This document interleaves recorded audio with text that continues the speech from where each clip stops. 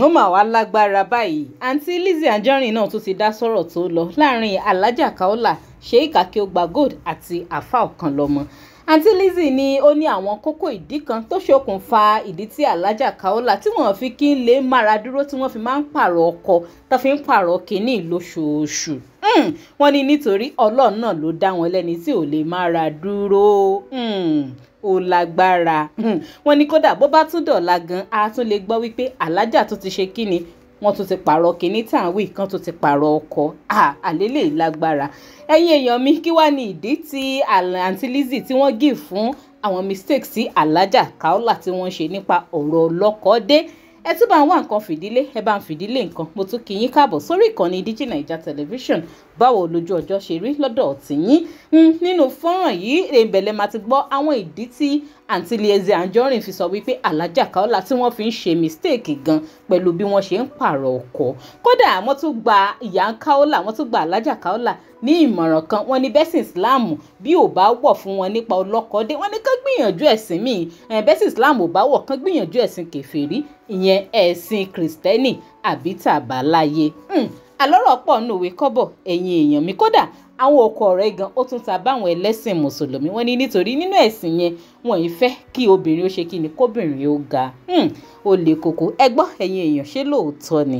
ẹ máa bá mi jù dáhùn yín sí kọ́mẹ́ǹtì. ẹ má wá jẹ́ rojọ́ jìnnà ẹ jẹ́ ń gbé fúnra àǹtí Lizzy Anjorin wọlé ká gbọ́ ìdí gan tí wọ́n fi sọ wípé Alhaja Kaola tó fi ń pààrọ̀ kìíní tá à ń wí lóṣooṣù. tó sì ṣe pé bó bá tún dọ̀la a tún lè mọ̀ gbọ́ pé wọ́n tún pààrọ̀ kìíní tá à ń wí. ẹ̀yin èèyàn fọ́nrán òun rèé ẹjẹ́ àjọwò kẹ̀sì má bá mi fèrò yín lórí ẹ̀ sí kọ́mẹ́ǹtì. ṣé rí Alhaja Kaola bó ṣe wà yẹn Ọlọ́run nìkan ló gbé dúró. ẹ rí i pé láti ìsàlẹ̀ wa everybody sọ pé ó láìkí oko wọ́n ṣe títí wọ́n gbé fídíò ibi tó ti moko síta. she never stop getting married every month. that is her choice of life. ó lè jẹ́ wípé libido wọn high kó jẹ́ wípé èèyàn tó fẹ́ràn oko dídó ni. bó ṣe jóbìnrin tó fẹ́ràn oko dídó ṣé èmi àti yín lọ́lọ́run tó dára ẹ̀ bẹ́ẹ̀? ṣé èmi àti yín lọ́lọ́run tó dára ẹ̀ bẹ́ẹ̀? ó lè jẹ́ èèyàn tó jẹ́ pé ń wá security because tóbìnrin bá dá wà chances àti pa obìnrin yẹn dànù by mọ̀lẹ́bí ó high. tóbìnrin bá tún wá dá wà eléyà bá sùn tọ̀wọ́n bá sùn tìbí abá ṣé bẹ́ẹ̀ yàn kan ló bá sùn tó gbé jáde níbi tó ti ń moko. ṣẹ́ni tó gbé jáde níbi tó ti ń moko ṣẹ́ni yẹn fẹ́ràn ẹ̀ nínú. it was all set up and to avoid this kind of thing irú obìnrin bẹ́ẹ̀ lè wò pé jẹ́ kí n forí sábẹ́ ọkùnrin. Alhaja Kaola will continue to do marriage every month. You go and get used to it. Leave her, know her for who she is and no peace. So far she's not, I don't know. Èmi ò rí contributions kankan for the fact that she own a school. Mo there are one group of people tó ti attack ẹ̀ nígbà kan and they later become school owner. Ẹ̀yin ò ní pay attention síbẹ̀ pé àwọn tó ń ba ayé woman yìí jẹ́. They want to have her. They want to have a life like her. An issue of insecurity is really affecting her. You won't pay attention. You see, ṣẹ́rí ilé ayé yìí, ṣẹ́rí Yorùbá, àárín Yorùbá ló ti nira jù láti gòkè ọlà.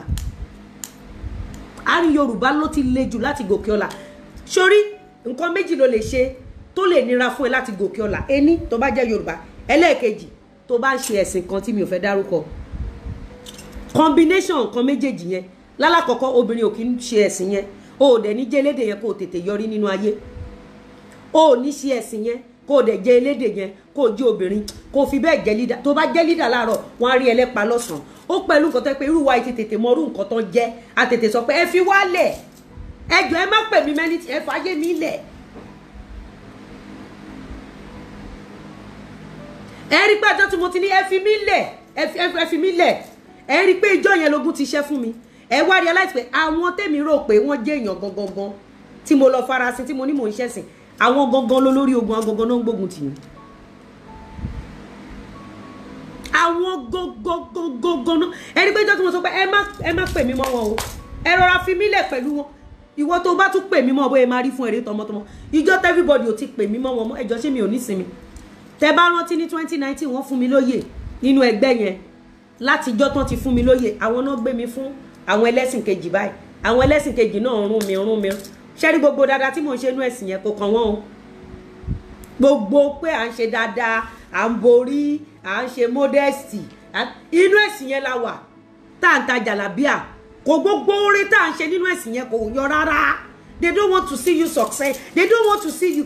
Ọ̀pọ̀lọpọ̀ obìnrin mi abandon a ní òun ò ṣe ẹ̀sìn kan mọ́ ẹ̀sìn yẹn lòun lọ nítorí pé àwọn aláàjì tó máa fẹ́ nínú ẹ̀sìn yẹn sórí àwọn aláàjì tó wá lọ sínú Islam yẹn ràn jẹ́ ń sọ fún ẹ àwọn ò ní parọ́ fún yín bí àwọn rotten product ni àwọn rotten product tí ò gbọ́rọ̀ síyàwó wọn lẹ́nu already níwọ náà ti torí ẹ lọ tó tètè gbọ́ rotten product sórí tó bá lọ fẹ́ ọmọ kékeré tọrọ yín yéra yín ṣẹ́rí mistake tálájà Kaola ń ṣe ó pọ̀ jù ṣẹ́rí tó bá dẹ̀ ti brainwash èèyàn nínú àwọn ẹ̀sìn kan ó kú bó ṣe fẹ́ kó ṣẹ́rí jọ kan ẹ kọ̀ jí ẹ gbọ́ pé ọ̀tá woman yẹn láì ṣe Kaola ẹ kọ̀ gbọ́ pé ọ̀tá ẹ kú ni bó ṣe wáyé tí wọn bá pa ọ̀tá ẹ wọn ò ní padà wọn máa tọ́jú ẹ kú ni tí ò bá ì tí kú wọn nípa people that are foundation members ìṣubú ọ̀tá alájà Kaola lórí ibi school yẹn wọ́n fèsì school yẹn wọ́n bá yí ọ̀tá ẹ̀jẹ̀ lórí school yẹn and today wọ́n bẹ̀rẹ̀ school kí làwọn ènìyàn fi yàtọ̀ sáwọn ẹ̀sà bọ́ọ̀dù àwọn Gistlover àwọn ọ̀dọ́kásì. Why did you have to destroy someone for the fact pé o destroy èèyàn ìwọ náà gbọ́dọ̀ bẹ̀rẹ̀ iṣẹ́ tẹ́ni yẹn ṣe. ṣé ṣẹ́rẹ́ alájà Kaola yẹn tí wọn bá bá ọ̀tẹ́ ẹ̀ kan lẹ̀ porogodo ẹ̀ẹ́kan má kódà ẹni tó máa yanjú ẹni tó máa ní kó lọ bá sùn náà ni tó rántí mọ̀ pé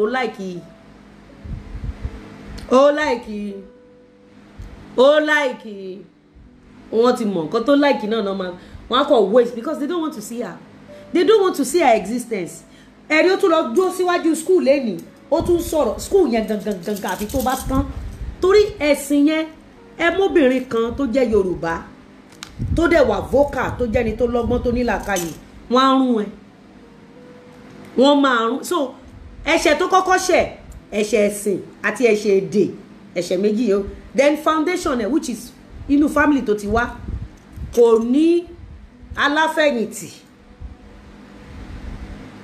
kò láláfẹ̀yìntì so àbúdẹ̀yẹ wà gẹ́gẹ́ bí mùsùlùmí ṣó ti eyín ṣe bí kùránù náà ló ní kán gbé hòhò ẹ̀ síta àbí Tèmísọ nation kùránù náà ló ní kán gbé àbáwọn tó gbé síta níbi tó ti ń mu okó kùránù ló ní kán lọ kùránù tó preach you see sharing ability to diversify that is why you see some women wọ́n ṣe kọ ògo tó wọn lè rógbòlò tó rọpọlọ wọn ti block ṣe tọpọlọ obìnrin bá ti block àbí tọpọlọ ọkùnrin bá ti block wọn ò lè rí ògolo ẹ̀dákẹ́dá tí ọpọlọ ẹ̀ ìsẹ̀mí ẹ̀ tó bá ti block kò lè rógbòlò láyé ó mọ̀ pé tógun bá ń jẹ́ ọ̀nà kọ́kọ́ nìyàn ń gbà jagun tógun bá ń jẹ́ wàá gbà báyìí tó bá rí pógun yìí ò ṣẹ́ wàá gbà báyìí tó bá rí pógun yìí ò ṣẹ́ wàá tún lọ sẹ́yìn tó bá rí pé kò ṣẹ́ àmọ́ wá sọ pé alukuraanu sọ pé wọ́n dẹ̀ fa alukuraanu yẹn bá tiẹ̀ jẹ́ alukuraanu yẹn náà fi gbébi tó ti ń mokó wá alukuraanu yẹn ni first husband yẹn fi wá yẹ̀yẹ́ alukuraanu yẹn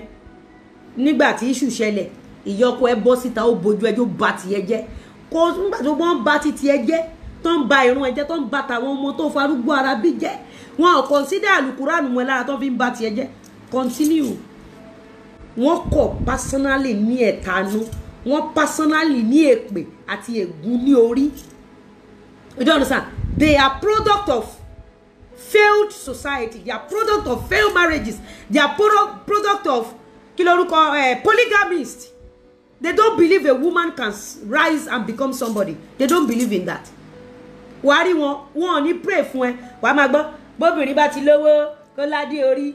Adé orí yóò bá wà pa ẹ́. Adé orí yóò bá kún ẹ sí wẹ́wẹ́. Adé orí yóò bá yọ ẹni tán. Ọlọ́run ànábì ló sọ bẹ́ẹ̀. Lọ́dọ̀ wọn á lánàbì ló sọ bẹ́ẹ̀. Ànábì ló ní kádé orí kún ẹ sí wẹ́wẹ́. Ànábì ló ní kán gbébi tó ti ń moko síta. Kò dẹ̀ sí àfáà kankan tó jáde tó condemn. Pé ẹ ṣe máa gbé àwòrán arábìnrin yìí síta níbi tó ti ń moko. Àmọ́ ànábì yẹn ni continue. Àánú ẹ̀ kàn ṣe mí àwa ò ní fi bí san bímbí. Àwa ò ní fi tápá abẹ́ ṣe bẹ́yìn ṣe ń ṣe ni.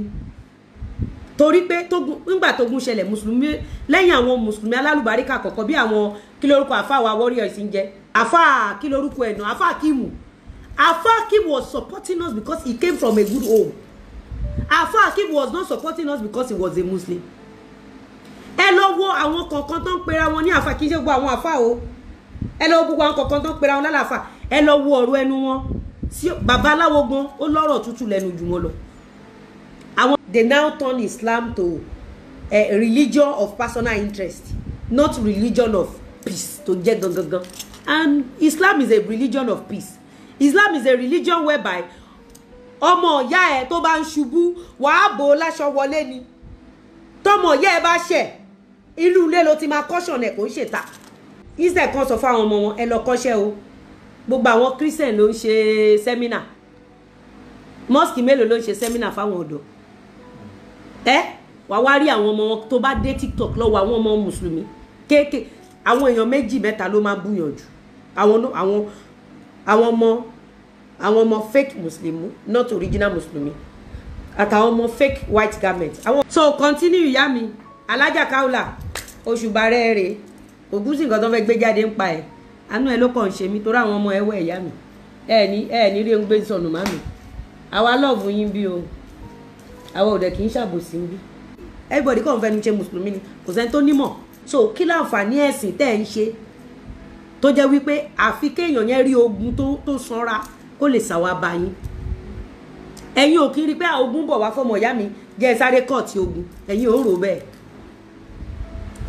ẹ wá dá sílé kéwú ìgbéyàwó mélòó ló fẹ́ túká tá a dá sí ọmọ mélòó ní ọmọ mùsùlùmí tó mú kólóòsì bàbá wo inú ọmọ mùsùlùmí àti ọmọ kírísítẹ́nì ọmọ mùsùlùmí ló mú kólóòsì jù ú sí ẹ wo gbogbo àwọn ọmọbìnrin àwọn ọmọ ọ̀ṣọ́rọ́ tó wà nínú dumping side àwọn ọmọbìnrin tó mú mùsùlùmí ló pé kínní ẹ̀rí wọ́n pè é hobby oníkálukú ọ̀tọ̀ọ̀tọ̀ ni hobby màmá wa irú èmi nísìn kí n tó marry mo lè ṣe 4-5 years on a stretch mo lè ṣe 8 years on it ask anybody and Alájà Kaola let me tell you something béèyàn bá ń lọ síbi kan tí ó gbèyàn bóyá kẹ́ try kèfèrí ẹ̀yin lè pè wọ́n ní kèfèrí bọ́n lè mọ Ọlọ́run àáfà kan làwa fẹ́ o àmọ́kọ́ tí mo fẹ́ mọ Ọlọ́run. oríṣiríṣi ọ̀rọ̀ burúkú tó tẹ̀yìn ọ̀rọ̀ rí òye èèyàn ìmọ̀ràn lẹ́gbọ́ tí àǹtí Lizzy tí wọ́n fún ìyá Kaola wípé bí ò bá wọ̀ kán lọ gbìyànjú àwọn ẹlẹ́sìn míì ó lágbára ṣé ìyá Kaola odidi alájà ṣé wọ́n sì lè gbarú ìmọ̀ràn yìí tàǹtí Lizzy fún wọn ẹ̀yin èèyàn ẹ máa sọ sí kọ́mẹ́ǹtì ojú wo lẹ fi rí gbogbo ọ̀rọ̀ tàǹtí Lizzy sọ nínú fọ́nrán yìí ẹ máa bá mi jù sí comment ẹ má gbàgbé láti máa follow DigiNaija online lórí Facebook link tó wà ní comment section fídíò ìmàgbẹ́yìn dé orí Facebook page wa agbègbè yín tẹ̀sẹ̀ darapọ̀ mọ́ mi náà lórí YouTube ẹ máa bá wa tẹ subscribe button tó wà lábẹ́ fọ́nrán yìí ẹ máa like and share ètò kó máa lọ lórí ayélujára ká tún pàdé láyọ̀ àtàláfíà ó dàbọ̀.